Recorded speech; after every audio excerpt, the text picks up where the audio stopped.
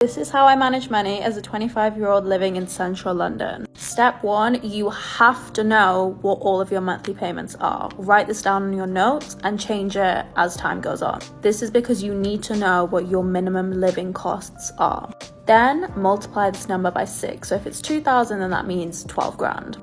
This 12 grand should be your emergency pot. Sounds like a lot of money, and it is.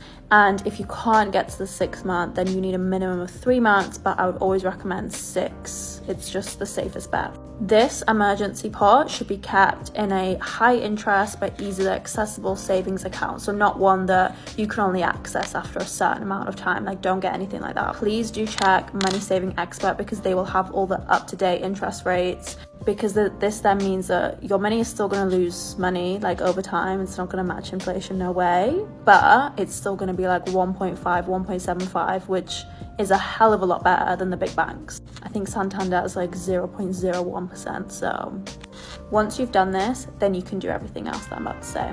Use a cash ISA for other savings like your holiday fund and car and things like that.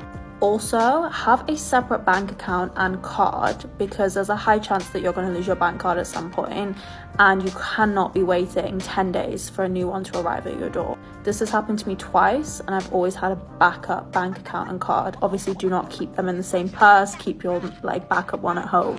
Credit card. Everyone needs one, but do not get one until you learn how to control your spending. This credit card, initially, if you don't trust yourself, should only be used for direct debits like your Netflix, Apple Music, things like that. That's how I use mine. And your bank will tell you what the credit limit is. Do not go over 30%. So if your credit limit is 1,000, you cannot be spending more than £300 a month on that credit card. If you do, it's going to be red flags everywhere, and your credit score is not going to be as good as you want it to be. Also, I think this is just common sense, but please do not use buy now, pay later, especially on silly things like clothes.